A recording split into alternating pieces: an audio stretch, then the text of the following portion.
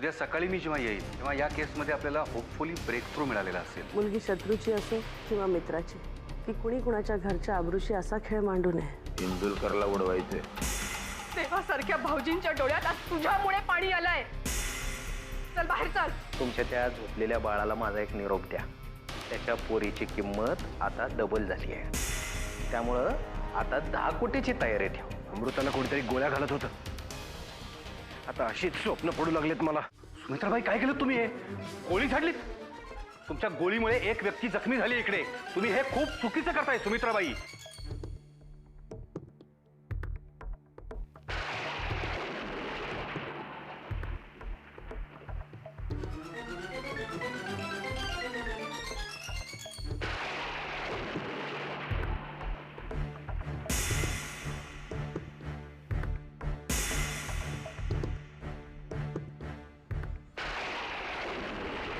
Ahilyatai, Ahilyatai.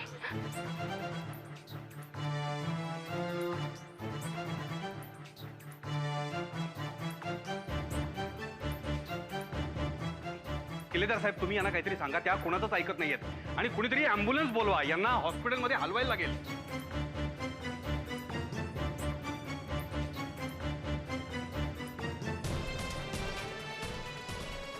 Ambulance पाठवा ताबडतोब.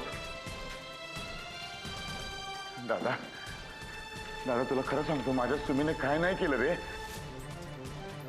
माझा प्रयत्न नाही, तो अपघात होता बाबा. झटापटीत होऊन गेलं. ती रेडी नाही.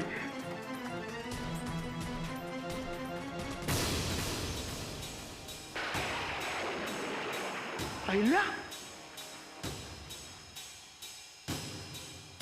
अहिल्या, अहिल्या, अहिल्या, अहिल्या, काय झालं?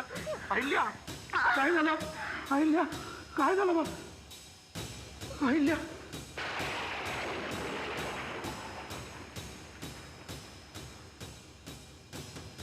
अहिल्या, अहिल्या.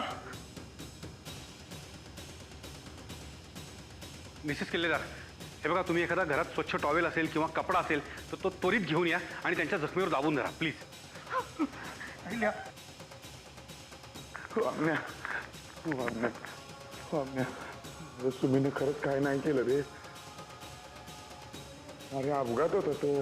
हा, झटापटीमध्ये होऊन गेलं बाबा. अरे माफ कर तिला. आता काहीही बोलू नकोस. मला आता काहीही कळत नाही. प्लीज आपण नंतर बोलूया. अहिल्या,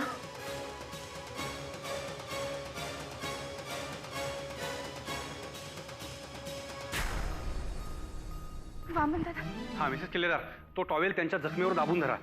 किमान ॲम्ब्युलन्स येईपर्यंत तरी रक्तस्राव थांबला पाहिजे. तिला उचलून आत न्या तिच्या बिछाण्यावर. हो, नाही नाही नाही, नको. त्यांना आहे तिथेच थांबू द्या. आणि किल्लेदार साहेब, तुम्ही प्लीज तुमच्या डॉक्टरांना फोन करून बोलवून घ्या. त्यांना कळवलंय, ते पोचतील हॉस्पिटलला.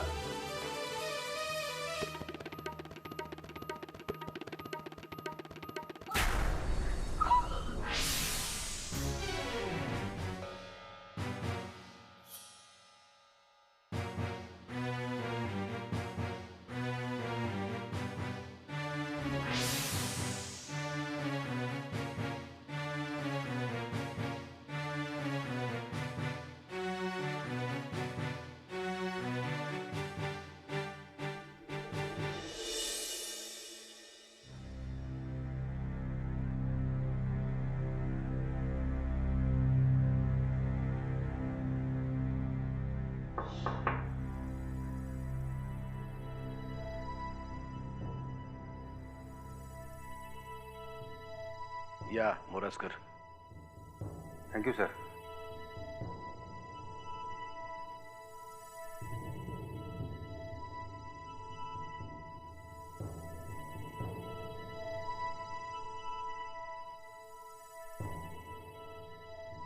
सॉरी सर, तुम्हाला थोडासा त्रास द्यायला लागतोय.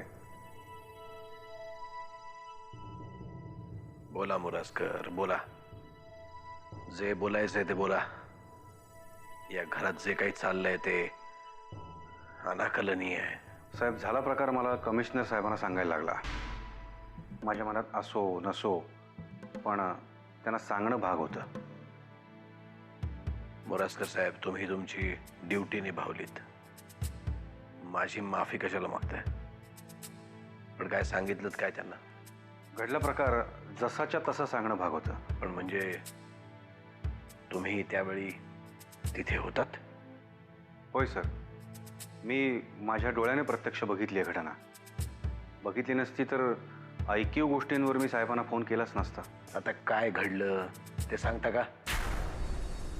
हो साहेब, वाचवा, चुकून सुटेल गोळी. पाहिलं सतत दुसऱ्यांचं वाईट करणाऱ्या माणसाच्या चेहऱ्यावरचं मृत्यूचं भय. हो साहेब, बघताय काय? ती बंदूक काढून घ्या हातात ना तिच्या. का आता तर माझ्या हातून मरायला तयार झाला होतास ना तू? मग आता कशाला रडतोयस? नाही नाही, घरातले सगळे लोक तुला वेडी बनत होते ना, तेव्हाच तुला वेड्यांच्या हॉस्पिटलमध्ये टाकायला पाहिजे होतं. उगीच मागं उभं राहिलं तुझ्या. तसंही तू मला वेडी ठरवलंच आहेस. तुला माहितीये वेड्याच्या हातून खून झाला ना तर त्याला शिक्षा नसते. सुमित्राबाई, एक मिनिट. तुम्हाला एक मुलगी आहे याचा तरी विचार करा निदान. तिचाच विचार करून मी या निर्णयापर्यंत पोचलीये की ही घाण तिच्या आयुष्यात नको. अरे देवा साहेब, हे ऐकण्यापर्यंत मेलेलं बरं हो मी. अरे मरायचंच आहे तुला आता. सुमित्राबाई, हे बघा, अजूनही वेळ गेलेली नाहीये. अजूनही माझं ऐका. नाही, या हरामखोराने त्याची सगळी पापं कबूल केल्याशिवाय मी बंदूक खाली करणार नाही. नाही, सुमित्रा, हा काय तमाशा लावलाय? आणि ही वेडी का ओरडते? या घरात माणसं राहतात की जनावरं? पुढे नको येऊ. बंदूक खाली, मी खरंच गोळी घाले ना? बंदूक खाली. पुढे नको येऊ. सुमित्राबाई, पुढे नका येऊ. सुमित्राबाई, गोळी सुटेल. मी खरंच गोळी घालेन. भाऊजी ती वेडी आहे. हे मी वेडी नाहीये, कळलंय? मी खरंच गोळी घाले ना? कबूल कर. तुझे गुन्हे कबूल कर सगळे. एक मिनिट, गन खाली घ्या, गोळी सुटेल. सुमित्राबाई, सांभाळून.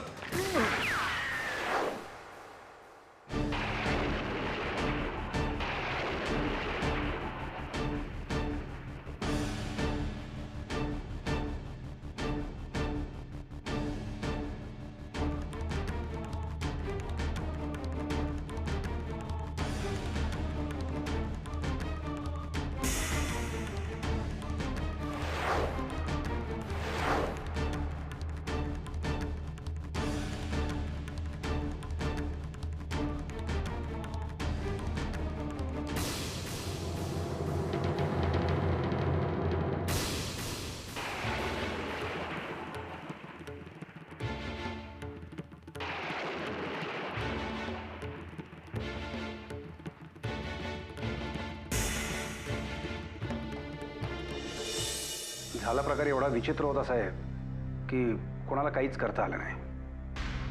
एक मात्र नक्की आहे की सुमित्राबाईंची मेंटल कंडिशन मात्र खूपच क्रिटिकल आहे. नशीब आपल्या सगळ्यांचं की गोळी फक्त चाटून गेली. जर इकडे तिकडे झाली असती तर कदाचित. आपलं नशीब नाही मोरासकर, तिचं नशीब बलवत्तर होतं म्हणून हे सगळं घडलं.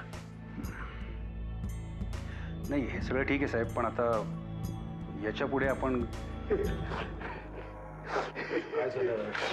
रडायला काय झालं तुला? बोल ना. तू हॉस्पिटलला गेला होतास का? अरे दादा, हे आनंद अश्रू आहेत रे बाबा. आपली आईला एकदम बरी आहे आता. वामण्या आणि जानकी वहिनी तिथं बसल्यात हॉस्पिटलमध्ये. महाराजकर साहेब, एक हात जोडून विनंती आहे माझी. म्हणजे आता आईला तर बरी आहे की नाही?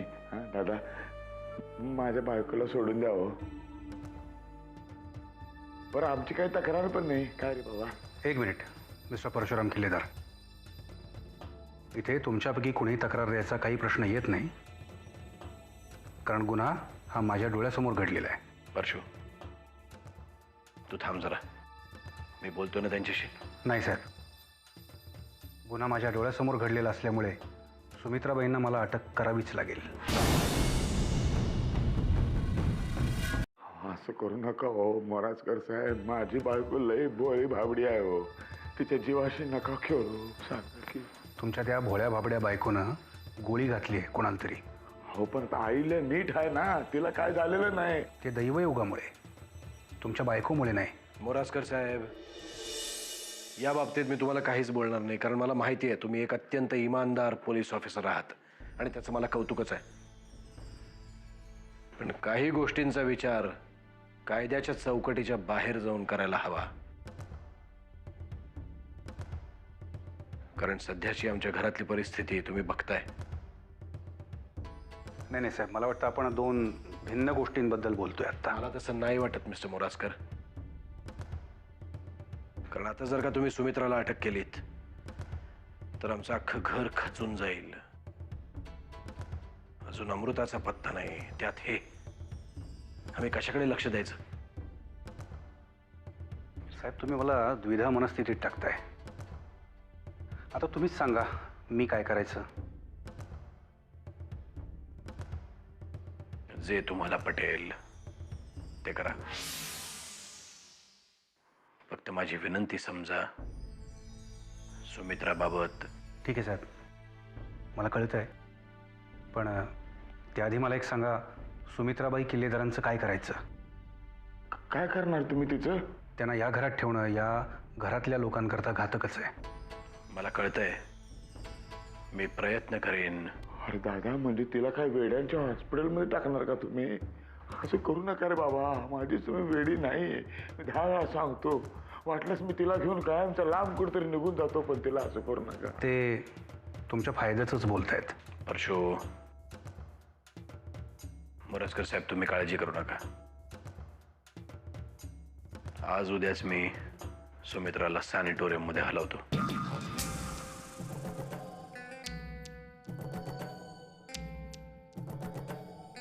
ठीक आहे साहेब. बरं, मला आता रजा द्या. येतो मी.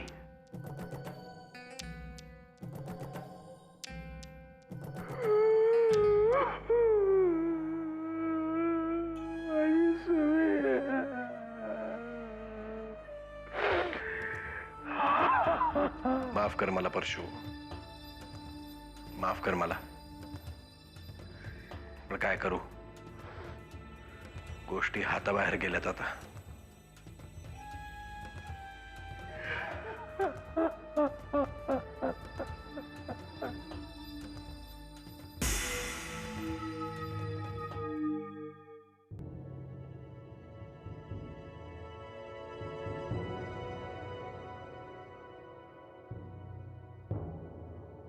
कशी आहे का अहिल्या?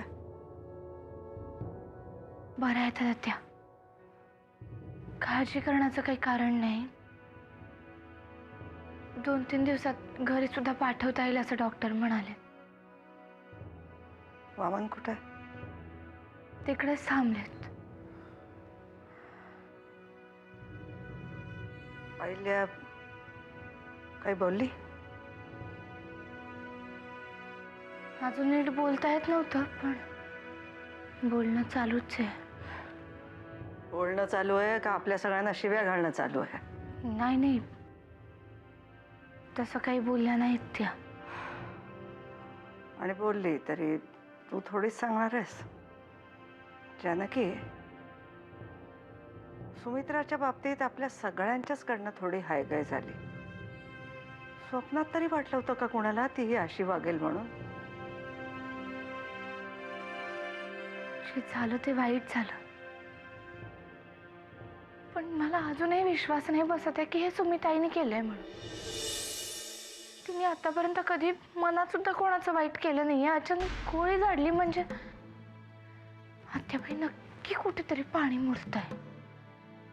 अगं, पाणी कुठेतरी नाही, सुमित्राच्या डोक्यात मुरतंय. वेडी झालीये ग ती, वेडी झालीये. वा ते बाई वा. आता तुम्ही सुद्धा माझ्या सुमीला वेडी म्हणायला लागलोय. नाही, बाकीचे सगळे लोक वेडी म्हणतच होते, आता तुम्ही म्हणायला लागल्यावर काय सगळ्या माकडांच्या हातात कोलीतच गावलं. हे बघ परशू, तू मला दोष देऊ नकोस. आज तिने काय तमाशा केला ते पाहिलंस ना तू? अगं पण हा तमाशा तिनं का केला त्याचा शोध कोणी घेतलाय का? माझी बायको वेडी असेल कशी बी असेल, तिला घेऊन रमावतीला सुखानं नांदत होतो की नाही मी? जानकी वहिनीने आम्हाला बळजबरीनं काय इथं आणलं? अरे आता तिला काय माहिती ही इथे आल्यावर अशी वागेल म्हणून? माहित होतं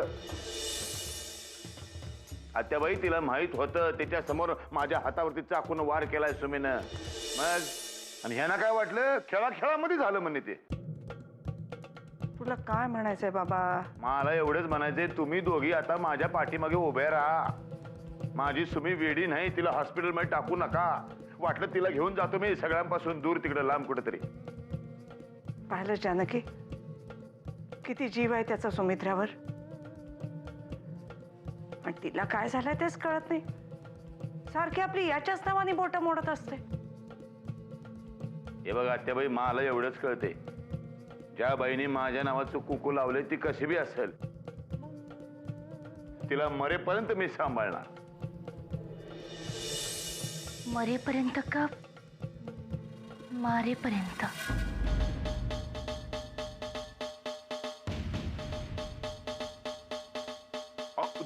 जानकी वहिनी, काय बोलताय?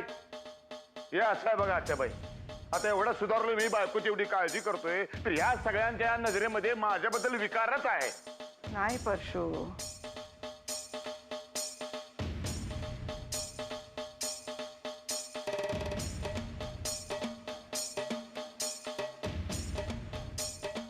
ते नाही माहिती काय मला, पण सुमित्राला इलाजाची गरज आहे.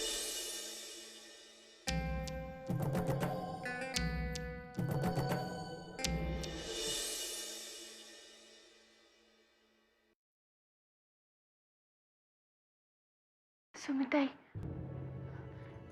सुमिताई, काहीतरी बोल ना. हा, बोल ना काहीतरी. अशी गप्पा नको बसूस, कारण मला माहिती आहे या घराला फक्त तूच वाचवू शकतेस. हा, सांग ना काय झालंय ते, बोल ना माझ्याशी. मी तुझी सोबतीण आहे ना, बोल ना माझ्याशी. अमृतासाठी तरी बोल, अशी गप्पा नको बसूस. इतके दिवस तुला आम्हाला काहीतरी सांगायचं होतं ना, कोणी तुझं ऐकून घ्यायला तयार नव्हतं, पण आता मी आलीये. मला सांग सगळं, मी ऐकून घे. सुमिताई, सुमिताई बोल ना, अशी वेड्यासारखी नको बसूस. वेड्यासारखी बसू नकोस, वेडीच आहे मी. बघ, तुझ्याही तोंडून कसं नकळतपणे निघून गेलं. मी खरंच वेडी आहे, आणि माहितीये तुला, या वेड्या बाईने आत्ता एक खून केलाय. मला फासावर द्या, कारण मी खरंच वेडी आहे. आईला ताईंना काही झालेलं नाहीये, गोळी त्यांच्या खांद्याला चाटून गेलीये फक्त. सुमिताई, जे काही झालं तो फक्त एक अपघात होता. तू स्वतःला त्याच्यासाठी नको जबाबदार धरूस. स्वतःला जबाबदार धरू नकोस म्हणजे?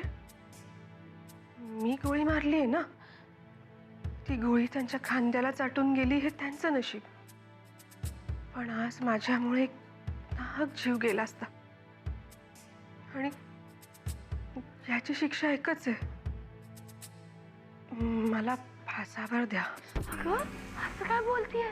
कोर्टात जायची काहीच गरज नाहीये. इथे घरातच पंख्याला एक दोर लावा, मी स्वतःहून लटकायला तयार आहे. सुमिताई, काय बोलतेयस तू? अगं, कारण माझ्या हातून झालंय सगळं. मी गोळी मारली ना, मीच गोळी मारली. सुमिताई, काही झालं नाहीये. माझ्याच हातून झालंय हे, माझ्यामुळेच झालंय हे. मी गोळी मारली. सुमिताई, ती लागली त्यांना, मला त्यांना नव्हतं मारायचं, पण ती कशी लागली त्यांना मलाही नाही माहिती. ह्याची शिक्षा एकच आहे, फाशी. मला फाशी मिळायलाच हवी. अगं काय? कोर्टात नाही तर घरी, पण मिळायलाच हवी.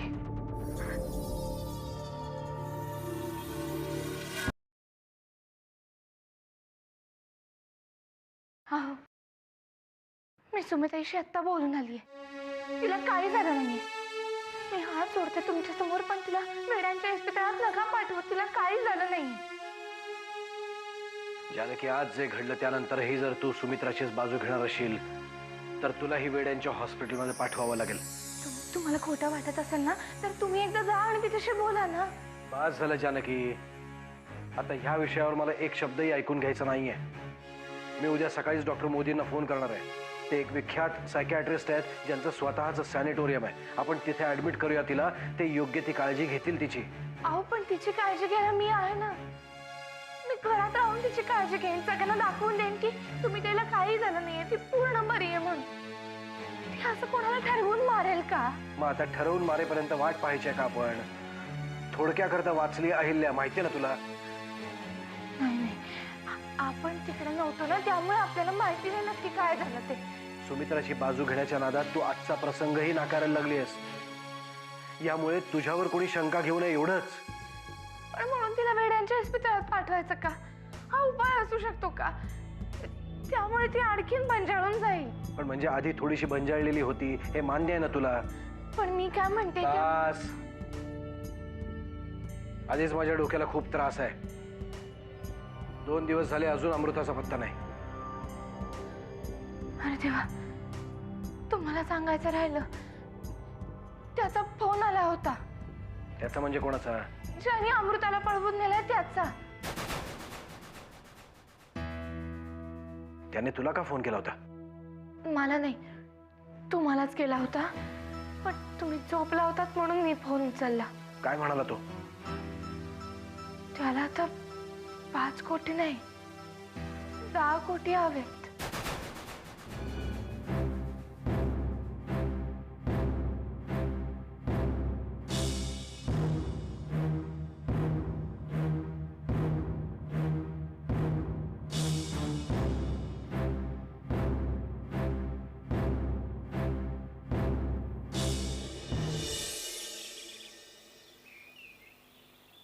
माझं ऐकतोस का नरसिंहा?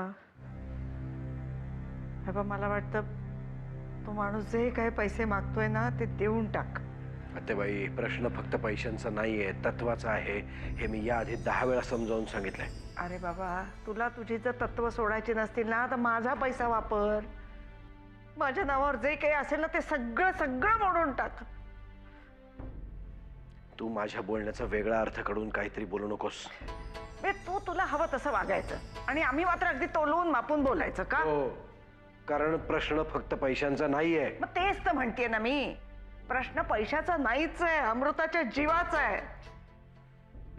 आणि त्याची किंमत पैशाच्या किंवा तत्वांच्या कुठल्याही तराजूत मोजता येणार नाही. साहेब,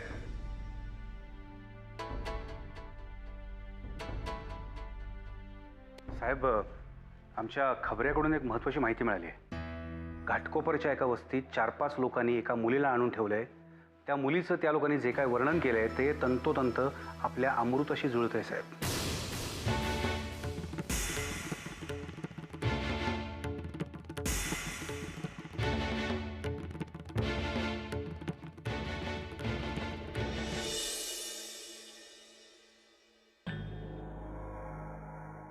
कोण होतीस तू, काय झालीस तू? रामखोरा, आणखी किती जणांच्या टाळूवरचं लोणी खाणार आहेस तू? सध्या तरी अहिल्या देवींच्या टाळूवरचं लोणी खाते. यावेळी सुटलास तू, पुढच्या वेळी नाही सोडणार मी तुला. असं आहे, काय करणार? मारणार, ठार मारणार. अगं तुला सांगायचं राहिलं, तू माझ्यावर गोळ्या झाल्या की नाही एकदम बेस्ट झालं बघ. त्याच्यामुळे काय झालं माहितीये काय, तुझं वेड्यांच्या हॉस्पिटलमधली ऍडमिशन एकदम फिक्स झाली. आता आपण तुझी बॅग भरतो का एकत्र प्रेमान. तू तिथला वेड्यांच्या हॉस्पिटल मधला युनिफॉर्म असतो की नाही तो पण शिवून देतो मी तुला नवीन नवीन टेरिकॉटच्या कापडाचा.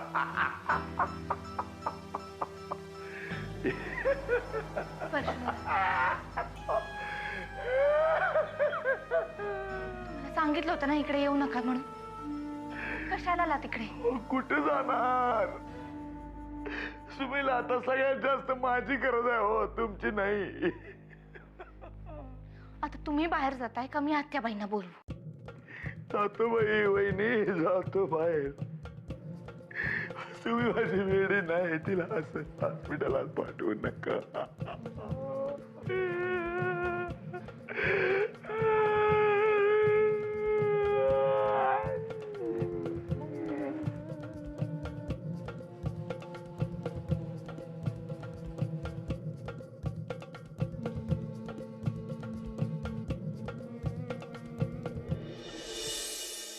सुमिताई, आपल्या माझ्याकडे वेळ खूप थोडा राहिलाय. तुला जे काही सांगायचं असेल ना ते मला सांगून टाक. मन मोकळं कर माझ्याजवळ. मला माहिती आहे आधी तू खूपदा आम्हाला सांगायला आली पण आम्ही ऐकून नाही घेतलं. पण आज मी आली आहे ना, मला सांग, बोल माझ्याशी. सुनते आणि महत्वाची गोष्ट म्हणजे अमृता कुठे आहे ते मोराजकर साहेबांना कळलंय. ते लवकरात लवकर गुन्हेगाराला पकडून आणतील आणि मग काय खरंय काय खोटंय ना ते सगळं कळेल आपल्याला.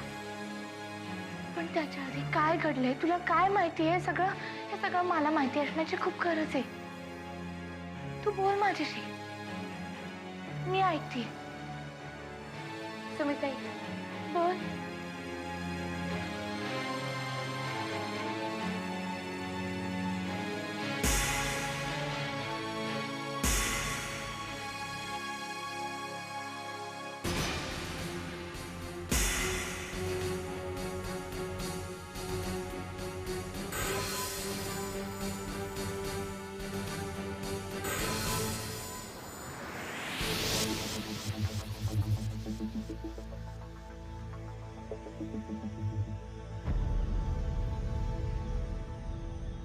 हो शेठ. अहो तुमचा भाऊ स्वतःला काय समजतोय काय राव? ये नरसाळ्या, मायला दादाची पत्रिका वाचून दाखवण्यासाठी फोन नाही केलाय मी. मग काय आता माझी पत्रिका वाचून दाखवायला मला फोन केलाय काय? हा, तुझ्या पत्रिकेमध्ये ना आता सगळ्या ग्रहांची एंट्री होणार आहे एकदम. कळलं काय? गुरु, मंगळ, राहू, केतू, शनी सगळे एकदम घुसणार आहेत मायला तुझ्या. म्हणजे? हो शेठ, मला समजल काहीतरी झेपल असं काय बोलाल का? बोलू?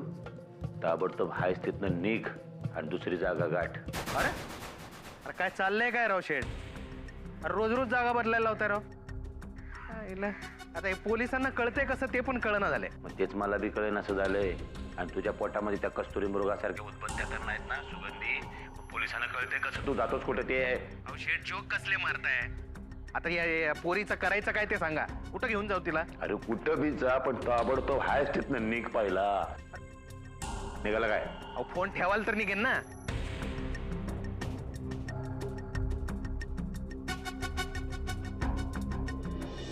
कशी आहे रे अहिल्या? आता बरी आहे. डॉक्टर म्हणाले उद्यापर्यंत डिस्चार्ज मिळेल. मग मी जेवण घेऊन जाऊ का त्यांच्यासाठी? हवं तर नंतर तिकडेच थांबते. नाही नको, नाही त्याची काही गरज नाही. तिच्या माहेरची जवळजवळ सगळी माणसं तिथे आलेली आहेत. प्रश्न विचारून विचारून मला भंडावून सोडलाय, वेळ लावलाय अक्षरशः. त्यात अजून तुमची भर नको आता. पण त्या तिकडे आणि आपण असं बरोबर नाही ना दिसत. हे बघ जानकी, आईला तिकडे सुमित्रा बरोबरच तुझ्या नावानेही आरडाओरडा करते. म्हणजे या परिस्थितीत तिला जेवढा शक्य आहे तेवढाच आरडाओरडा. ती असंही म्हणाली की थांबलास का? बोल ना. मला वाटतं आत्या, म्हणजे मलाच असं नाही, अहिल्याचंही हेच मत आहे की जोपर्यंत सुमित्रा या घरात आहे तोपर्यंत अहिल्या इथे येणार नाहीये. तिला म्हणावं आम्ही नाही तिला घरात ठेवणार आहोत.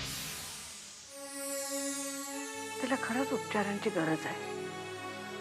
डॉक्टर मोदींच्या दवाखान्यात ऍडमिट करावं म्हणतो आम्ही तिला.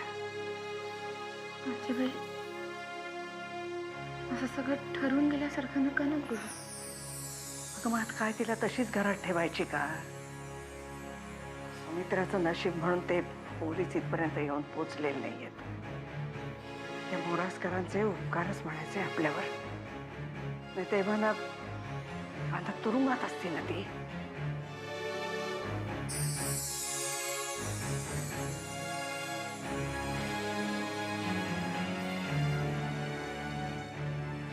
दादा,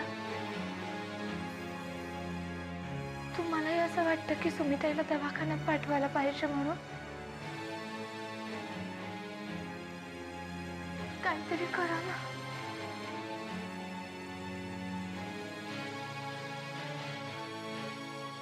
काय बोलतीस तू जानकी?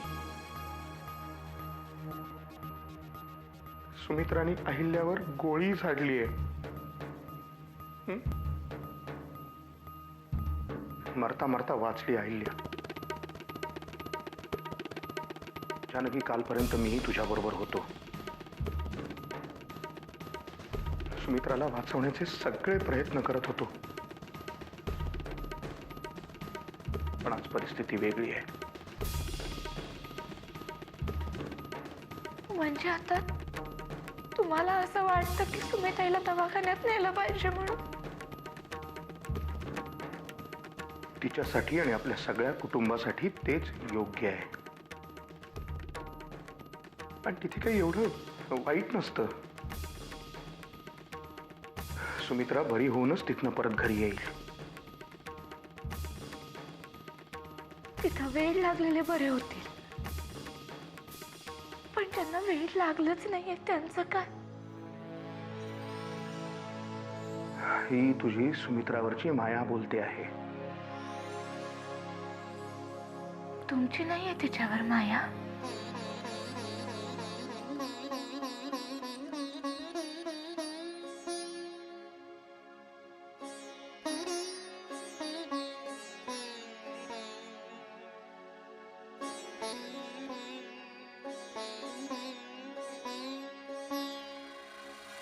बोला मोरासकर, तुमचं हे असं गप्प राहणं मला जास्त त्रास देतं. काय बातमी आहे ती सांगा आता. साहेब, संशय असलेल्या सगळ्या ठिकाणी आज धाड टाकली, पण हा तुमचा पण किती त्रास देतो तुम्हाला कळतं का? सांगा आता काय पण आम्ही तिथे पोचायच्या आत ते लोक तिथून गायब झालेले होते. वा वा मोरासकर वा. आणि त्यानंतर तुम्ही आणि तुमचे सगळे सो कॉल्ड एक्सपर्ट्स हात हलवत परत आलात. साहेब, दुसरं काय करणार होतो आम्ही? माझी नेटवर्किंग टीम दिवस रात्र काम करून त्या लोकांचा ठावठिकाणा शोधते, आम्हाला कळवते, आणि ही बातमी त्या लोकांपर्यंत पोहोचून ती लोक तिथून आधीच गायब होतात. या सगळ्याचा अर्थ मी काय समजायचा साहेब? मला काय विचारताय? या सगळ्या प्रश्नांची उत्तरं तुम्ही देणं अपेक्षित आहे. हो ना? ठीक आहे, मग माझा नाईलाज आहे. मला असा दाट संशय आहे की ही बातमी तुमच्याच घरातून लीक होतीये. मोरासकर, आता तुम्ही तोंडाला येईल ते बोलायला लागलायत. सगळं व्यवस्थित चाललेलं असताना कोणावरही आरोप करताय तुम्ही. साहेब, सगळं व्यवस्थित आहे असं तुम्हाला वाटतंय, पण दुर्दैवाने तसं नाही आहे, आणि म्हणूनच हा असा तिरका विचार आम्हाला करायला लागतोय. मोरासकर,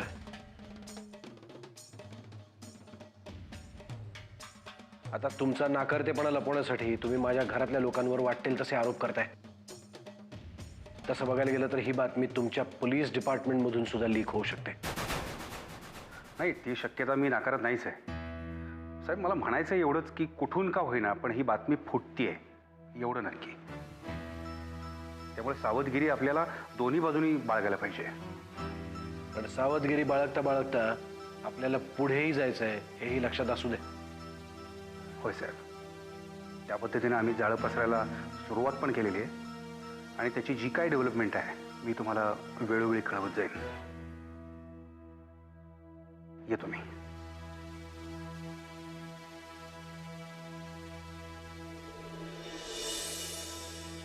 साहेब, ते होते म्हणून मुद्दाम बोललो नाही. मला असं वाटतं की आपण पैसे देऊन टाकावेत, म्हणजे सगळे प्रॉब्लेम मिटतील. पण त्यासाठी त्या माणसाने आधी फोन करायला हवा ना. आणि हे मोरासकर आता घरातल्या लोकांवर संशय घ्यायला लागले, त्याचं काय? वाकणेस, कधी कधी माणसाला यश मिळत नाही तेव्हा तो असं भरकटतो. पण माझी खात्री आहे तो अत्यंत इमानदार ऑफिसर आहे. आता करायचं काय साहेब? त्या हरामखोरापुढे गुडघे टेकायला मन तयार होत नाही वाकणेस. पण आपल्याला मी असं समजू की तुम्ही पैसे द्यायला तयार झालात?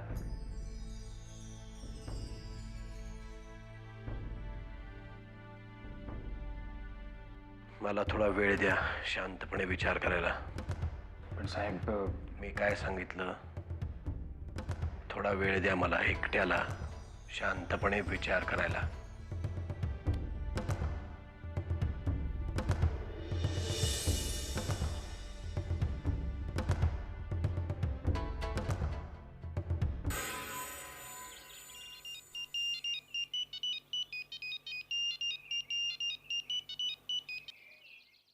हॅलो. अरे भोसनाळ्या, जागा बदललीस कळवता येत नाही रे.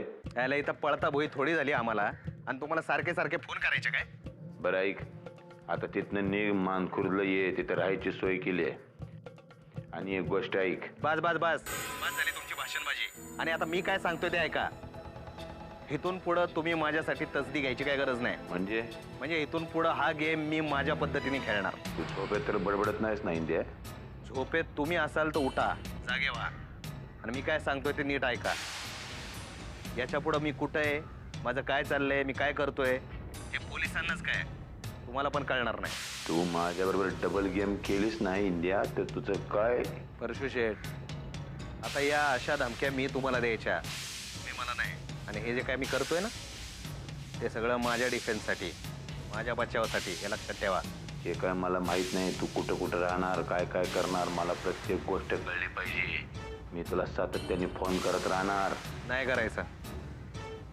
इथून पुढं मी तुम्हाला फोन करणार, आणि ते सुद्धा मला वाटेल तेव्हा. तुला लवकर पंख फुटले म्हणायचे. काय करणार शेठ, जगण्यासाठी धडपड करतोय असं समजा. हे बघ, हे बाकी मला काय कळत नाही, मला एकच गोष्ट कळते, पैसे. त्या पैशाचं काय? हा, मिळणार मिळणार, ठरल्याप्रमाणे तुमचे पैसे मिळणार, पण निम्मेच. म्हणजे आता माझा वाटा 50-50चा, आणि ह्याच्यामध्ये 1 रुपया पण कमी होणार नाही.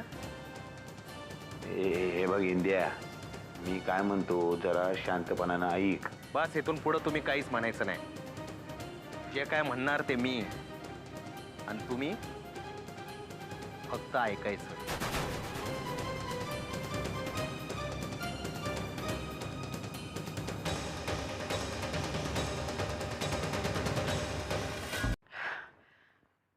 आता असे नुसते शांत उभं राहण्यापेक्षा काय मनात आहे ते बोलून टाका ना.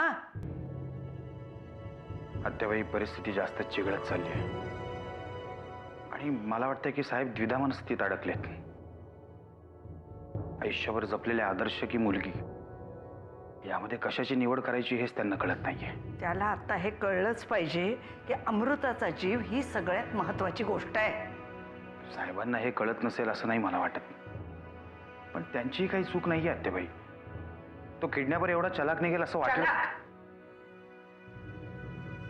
नशीब चांगलं आहे त्याचं. फक्त मी मध्ये बोललं तर चालेल? आता तुझं तोंड कोणी शिवलंय का? आता नाही बोलायचं तर कधी बोलणार? वाकनीस काका, मी तुमच्यावर किती विश्वास ठेवू शकते? वहिनी साहेब, एखादा निर्णय घेताना जेवढा विश्वास तुम्ही स्वतःवर ठेवू शकता, तेवढाच विश्वास तुम्ही माझ्यावरही ठेवू शकता. 10 कोटींचा बंदोबस्त तुम्ही करू शकता, पण यांच्या कानावर काही न पडू देता. तुम्हाला काय म्हणायचंय मला काही कळालं नाही. तुम्ही मला तुमचं मत सांगा वाकनीस काका. आता अमृता घरी येणं जास्त महत्वाचं आहे का यांची तत्व सांभाळणं? सध्या तरी अमृताताई घरात असणं जास्त महत्वाचं आहे. यांना सुद्धा तसंच वाटत असणार. फक्त अमृता का तत्व या धर्मसंकटामध्ये ते सापडले, आणि मला वाटतं की आपण त्यांना जे वाटतं ते करावं, त्यांना न कळू देता. कारण जशी अमृता त्यांची मुलगी आहे, तशीच ती माझी आहे. तुम्ही सांगा काय करायचं आपण. वाकनीस काका, यापुढे त्याचा फोन आला की मी त्याच्याशी बोलेन, आणि पहिल्याच फोनमध्ये त्याला सांगून टाकू की त्याला जे काही पाहिजे ते आपण द्यायला तयार आहोत. वहिनी साहेब, तुमच्या धाडसाचं मला कौतुक वाटतं, पण मागच्या घडलेल्या गोष्टी पाहता साहेबांना सांगितल्याशिवाय अशा काही गोष्टी करणं म्हणजे घातकी ठरेल. एकदा अमृता घरी परत आली ना की मला नाही वाटत त्यांच्या मनामध्ये कुठले प्रश्न राहतील म्हणून. आणि एकदा ती घरी आल्यानंतर ते माझ्यावर रागवले, चिडले, तरी सगळं मी सहन करेन. मला फक्त एवढंच सांगा, तुम्ही माझी मदत कराल? हो, येतो मी.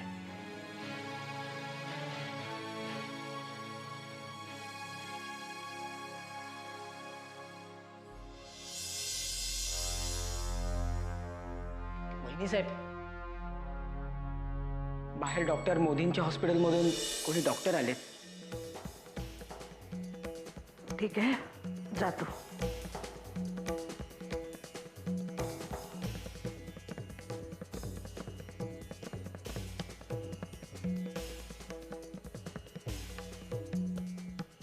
जानकी, चल. नमस्कार डॉक्टर. नमस्कार, मी डॉक्टर साने. मला डॉक्टर मोदींनी पाठवलंय, म्हणजे पेशंटलाच न्यायला आलोय मी. हो डॉक्टर साहेब, माझ्या सुमीच्या अंगाला हात लावायचा नाही सांगून ठेवतो. उंबरठ्याच्या बाहेर बी जाऊन देणार नाही मी, कळलं काय? घरची लक्ष्मी आहे ती. अरे बाबा, जरा प्रसंगाचं गांभीर्य लक्षात घे. गांभीर्य तुम्ही लक्षात घेण्याची गरज आहे.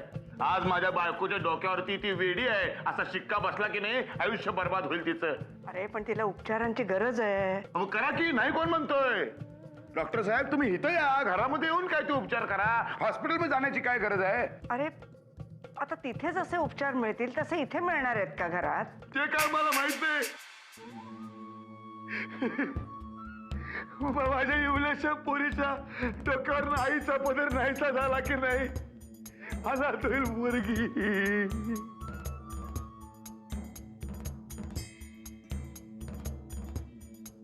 आणि तुम्ही जर हॉस्पिटलमध्ये गेली ना तर मी खंगूळ खंगूळ मरणार.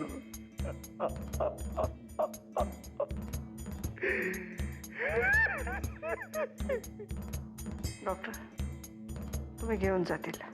ठीक आहे. आत्याबाई, मला सुमिताईशी आधी थोडं बोलायचंय.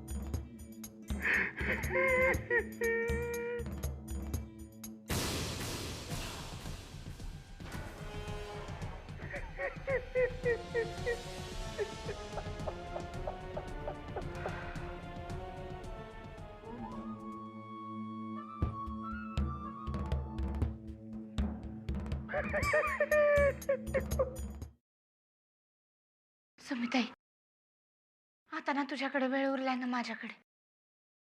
जे काही मनात असेल ना ते बोलून टाक एकदाच आता. हा, मला फासावर कधी देणार? मी असेपर्यंत तुला काही होणार नाही. तू फक्त तुझ्या मनातल्या मोकळेपणाने बोल आता. मरायच्या आधी एकदा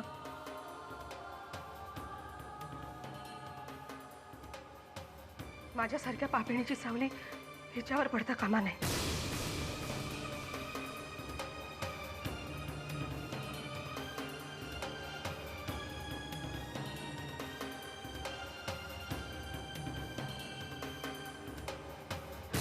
मॅडम, हॉस्पिटलच्या काही फॉर्मॅलिटीज पूर्ण करण्यासाठी तुम्हाला काही पेपरसह सही करावी लागेल. तो कसल्या सह्या करताय डॉक्टर? तुम्ही काय बायकोला वेडी ठरवताय? हे बघा, वेडी वेडी नाही ती, आता मी सांगून ठेवतो. परशुबास, आता या विषयावर मला कोणाचं काहीही ऐकायचं नाहीये. डॉक्टर द्या.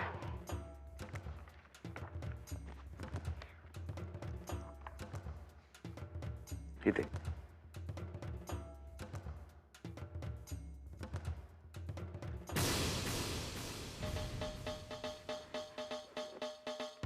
घेऊन जातील.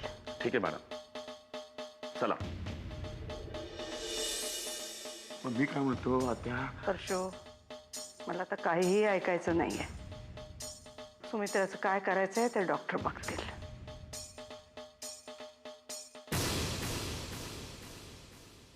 सुमिताई, मिसेस किल्लेदार, तुम्ही तयार आहात ना?